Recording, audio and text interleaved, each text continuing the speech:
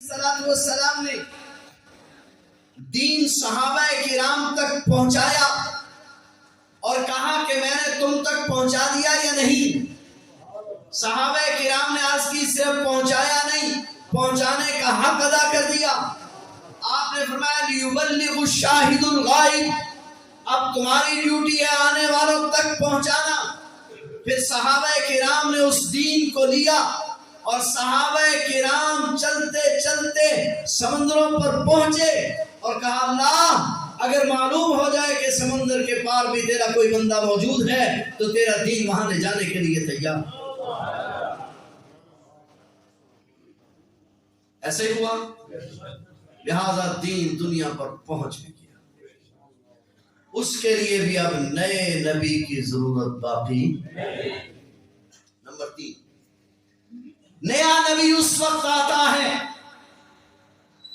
जब साबिक नबी का लाया हुआ दीन मिटना शुरू हो जाए, उसके अहकामात में तगय्युर हो जाए। जैसे तौरात बदल गई, इंजील बदल गई, ज़बूर बदल गई, सहाइफ बदल गए। खुद कुरान करीम ने उनके बारे में लिखा कि वो कुरान करीम को अपने तौरात को अपने हाथ से लिखते, फिर कहते सुम्मा यक़ूलूना हाज़ा मिन इंदिल्लाह, ये अल्लाह की तरफ से उन्होंने बदल डाला उसको। लेकिन कुरान करीम अहादीस मुबारका हुज़ूर अलैहिस्सलातु वस्सलाम का लाया हुआ दीन बाकी है या मिट गया है? जी ऐसा बोल रहे हो, ऐसा बोल रहे हो? हुज़ूर अलैहिस्सलाम का लाया हुआ दीन मिट गया या बाकी है? दीन बाकी था, बाकी है और बोलिए बोलिए जरा, बाकी। माशाअल्लाह माशाअल्लाह।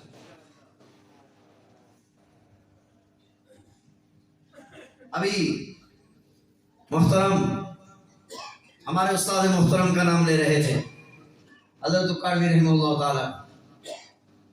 हमारे हजरत इस पर एक अजीब बात फरमाई, पूरा दुनिया के ईसाइयों यहूदियों को जुर्रत करो, अपने नबी की सिर्फ इबादत का हाल बयान करो।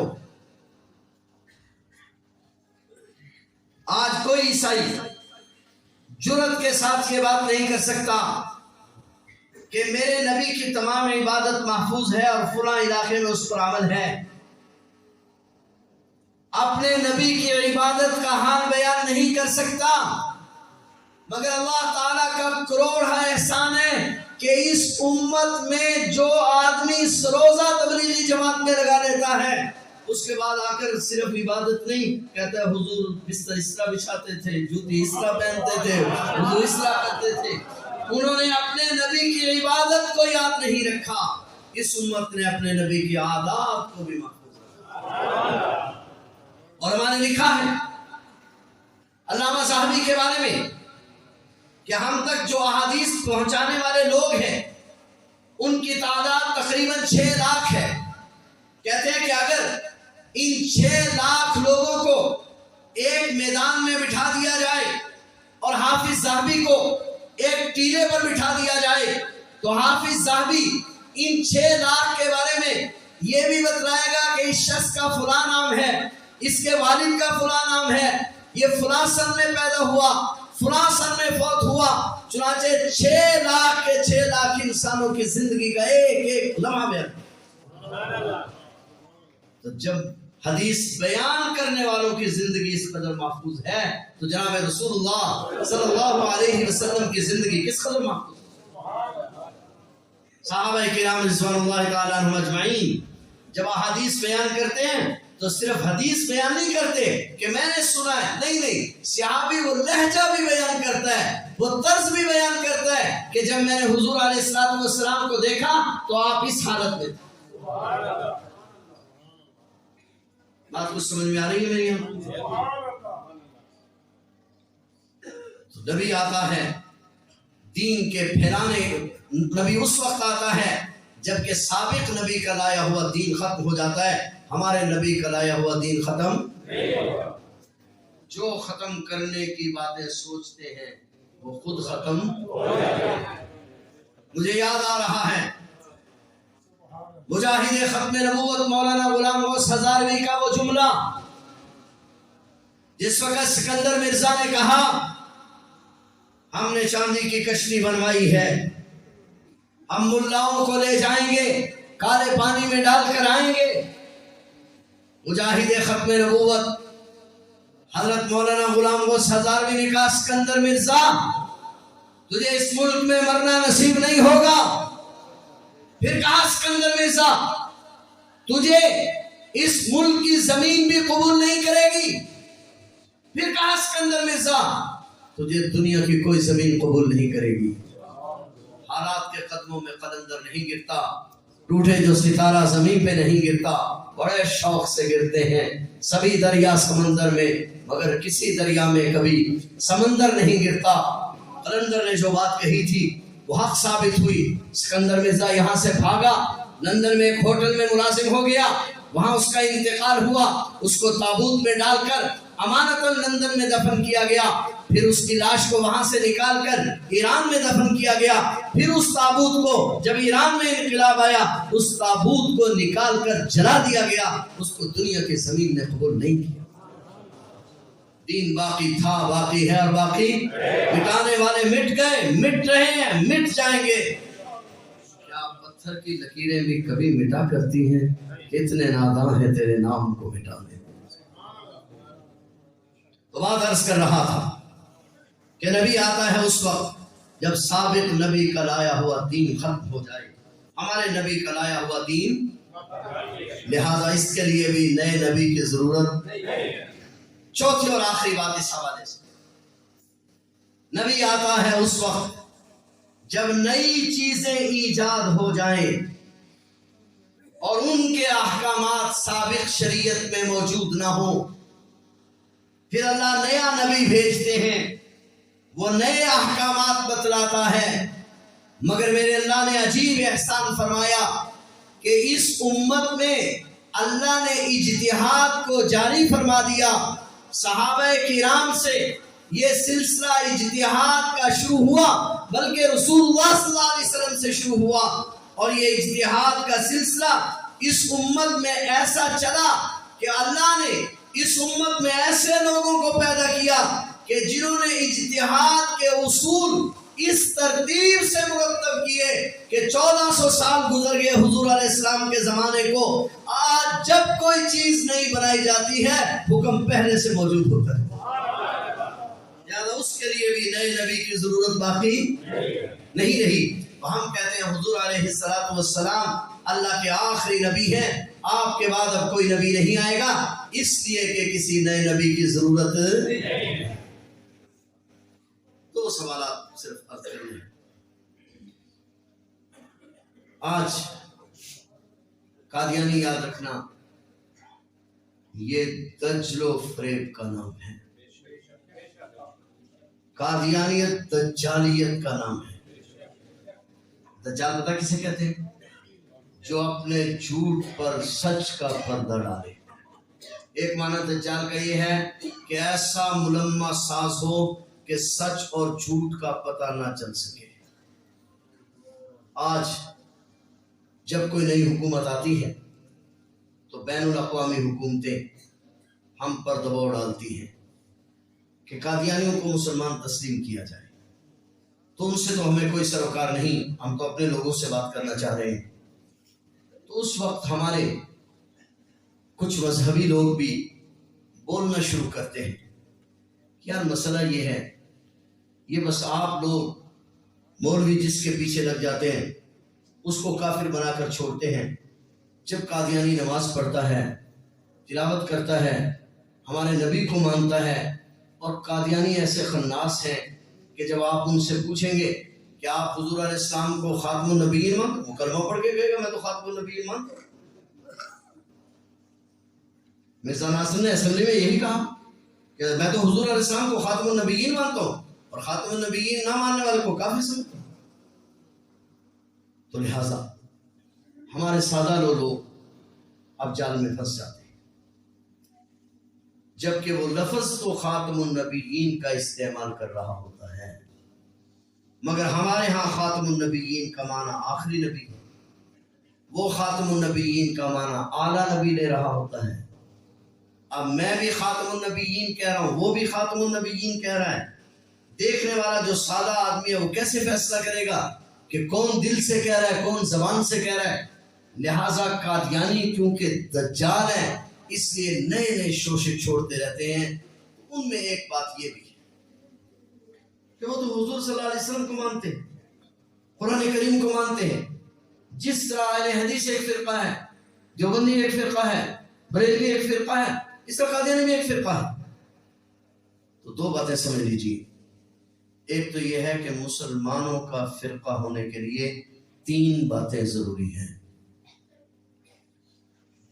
وہ شخص مسلمانوں کا فرقہ کہلائے گا جو شخص حضور علیہ السلام کو آخری نبی مانتا ہوگا، کیونکہ جب نبی نیا بنتا ہے تو مذہب بھی نیا بنتا ہے۔ لہذا حضور علیہ السلام کے بعد کسی کی نبوت کو ماننے والا مسلمانوں کا فرقہ، آگے چل کر بیان کروں گا کیوں نہیں۔ نمبر 2، مسلمانوں کا فرقہ وہ ہوگا جو قرآن کریم کو آخری وحی مانتا ہوگا۔ مسلمانوں کا فرقہ وہ ہوگا جو حدیث رسول اللہ صلی اللہ علیہ وسلم کو آخری اتھارٹی مانتا ہوگا۔ لہذا قادیانیوں نے جب نبی نیا بنا لیا تو حضور کے ختم نبوت کو نہ مانا۔ قادیانیوں نے جب وحی علیحدہ تسلیم کر لی تو قرآن کریم کو آخری وحی نہ سمجھا۔ قادیانیوں نے جب مستقل وحی پر کتابیں لکھ دی تو حدیث رسول کو بھی آخری اتھارٹی نہیں سمجھا، لہذا یہ مسلمانوں کا فرقہ نہیں۔ باقی رہا ان کا حضور علیہ السلام کو نبی ماننا۔ آپ یہ بتلائیں کہ آپ موسیٰ علیہ السلام کو نبی مانتے ہیں یا نہیں مانتے ہیں؟ جی، عیسیٰ علیہ السلام کو نبی مانتے ہیں، حضور علیہ السلام کو بھی؟ بہت توجہ سے بیٹھے۔ ہم موسیٰ علیہ السلام کو نبی مانتے ہیں، یہودی بھی موسیٰ علیہ السلام کو نبی مانتے ہیں۔ کیا کوئی یہودی ہم سے ظلم اس لیے اٹھاتا ہے کہ یہ میرے نبی کو ماننے والے ہیں لہذا یہودی ہیں؟ اللہ معافی دے، ہم یہودی بننا نہیں چاہتے، لیکن کوئی یہودی ہمیں یہودی ماننے کے لیے تیار ہے؟ جی، وہ کہتے ہیں کہ وہ آدمی یہودی نہیں ہو سکتا جو موسیٰ علیہ السلام کے بعد عیسیٰ علیہ السلام کو مان لے۔ اب ہم عیسائیوں کی طرف چلتے ہیں کہ تم بتلاؤ، ہم تو عیسیٰ علیہ السلام کو مانتے ہیں، کیا تم ہمیں عیسائی مانتے ہو؟ نہیں، تم عیسائی نہیں۔ اس لیے کہ عیسائی کے لیے ضروری ہے کہ وہ حضور علیہ السلام کی ختم نبوت کا حضور علیہ السلام کا انکار کرے۔ جو ہمارے نبی کے بعد نبی مان لے لہذا وہ عیسائی نہیں ہو سکتا۔ اب ہم کہتے ہیں اسی اصول پر کاربند رہیے، اگر موسیٰ علیہ السلام کے بعد عیسیٰ علیہ السلام کو ماننے والا یہودی نہیں ہو سکتا، عیسیٰ علیہ السلام کے بعد حضور علیہ السلام کو ماننے والا عیسائی نہیں ہو سکتا، تو حضور علیہ السلام کے بعد کسی اور نبی کو ماننے والا محمدی یا احمدی کیسے ہو سکتا ہے؟ میری بات کچھ آپ کو سمجھ میں آ رہی ہے؟ لہذا یہ بہت عجیب بات ہے۔ اس کے ساتھ دوسرا سوال یہ ہے، ایک آدمی موسیٰ علیہ السلام کے بعد عیسیٰ علیہ السلام کو نبی مانے تو یہودی کہتے ہیں یہ اب یہودی نہیں رہا، اس لیے کہ اس نے عیسیٰ علیہ السلام کو مان لیا۔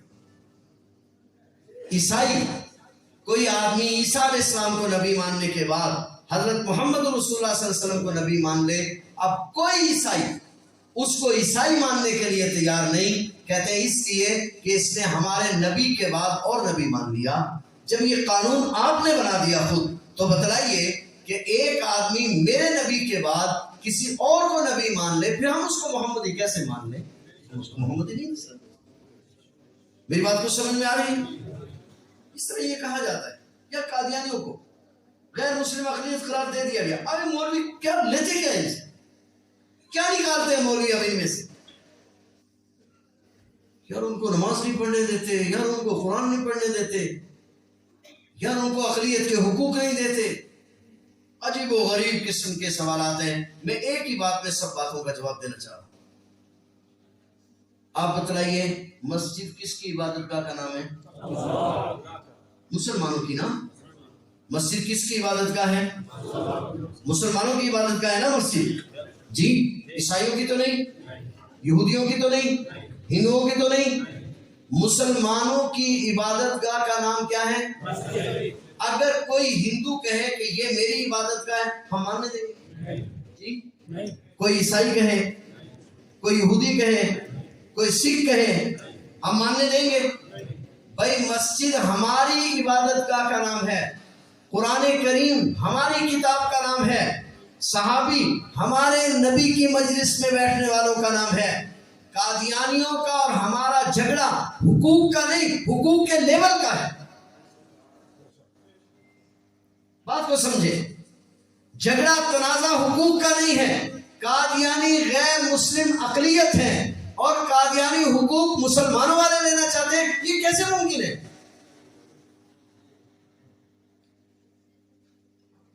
بھئی آپ ایک فیکٹری بناتے ہیں، آپ اس کا ایک نام شو کرتے ہیں، آپ کی فیکٹری سے ایک آدمی نکل کر چلا جاتا ہے، وہ آپ کے نام پر فیکٹری بنا سکتا ہے؟ جی جب نہیں بنا سکتا تو مسجد مسلمانوں کی عبادت گاہ کا نام ہے. اب کوئی عیسائی عبادت گاہ بنا کے اس کا نام مسجد نہیں رکھ سکتا، کوئی یہودی عبادت گاہ بنا کے اس کا نام مسجد نہیں رکھ سکتا، کوئی ہندو عبادت گاہ بنا کے اس کا نام مسجد نہیں رکھ سکتا. اسی طرح قادیانی کوئی برزادہ بنا کے اس کا نام مسجد نہیں رکھ سکتا. یہ ہم اصول کی بات کر رہے ہیں. ہمارا ماٹو ہے، مسجد ہمارا نام ہے، ہماری عبادت گاہ کا نام ہے، قرآن کریم ہماری کتاب کا نام ہے. قادیانیوں کا سب سے بڑا دجل یہ ہے کہ حقوق کے نام پر میرا لیول چھیننا چاہتا ہے تو میں کیسے دے دوں؟ مجھ پر ان ملاؤں کا احسان ہے کہ جنہوں نے اپنی جانوں پر کھیل کر، لوگوں کی گالیاں سن کر میرا نام باقی رکھے ہوئے، میری پہچان باقی رکھے ہوئے. فلہٰذا یہ پہچان باقی رہنی چاہیے یا نہیں رہنی چاہیے؟ یہ ختم نبوت کا پیغام دنیا کے آخری انسان تک پہنچنا چاہیے یا نہیں پہنچنا چاہیے؟ ہمارے ہاں ایک ہوتے تھے جہانگیر سرور شیخ، ان کا نام تھا، فوت ہو گئے. ایک دن ہم بیٹھے ہوئے تھے